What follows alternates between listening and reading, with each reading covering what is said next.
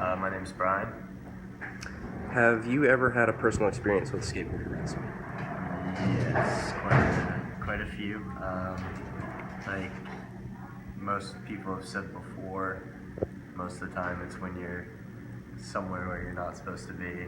Usually businesses, office buildings, things like that. Places where it's kind of public grounds. A lot of times you see it like shopping centers, stuff like that, where there's just a lot of people, a lot of business going on, a lot of people coming in and out. Office buildings where you can hear you outside the whole time, pounding pavement and popping and skating around and stuff like that. Especially if you're with groups of people, usually not as often on weekends as much as weekdays. Most businesses close weekends are less busy than they are during the week, so but quite a few. Why do you think people are harassing to skateboarders? I think it's just it's kind of one of those stigmas that's kind of been with it since the beginning. It's one of those things that they were always like.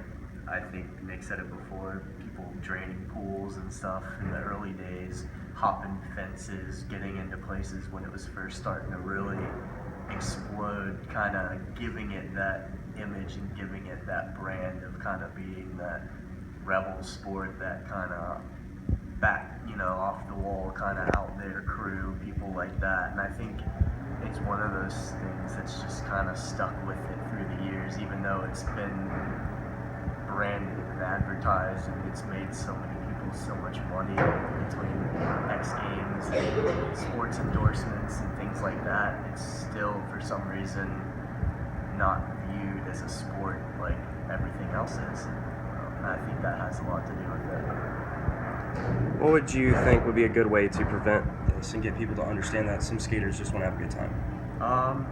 I think most of it comes with just knowledge and general respect, when you're out skating, things like that. Like if you're somewhere where you're not supposed to be, you have to understand that if somebody asks you to leave, you gotta go, unless you want to take it to that level with the authorities, which some people like to push that limit and like to stick around. Like I said, sometimes you'll even hear people asking to pay a couple bucks for a security guard to let them stay for an extra couple of tries and stuff like that. But I think it all comes down to just showing people that we're not just here to ruin stuff.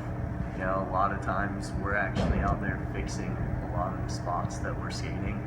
We're out there repairing cracks, putting paint down, stuff like that normal people don't even see, but we're out there. So I think it's just, like I said, just kind of a misunderstanding between the public and what we're really out there doing. Like anything else, it's a form of art and should be treated as a way of free expression. So Okay, thank you for your time.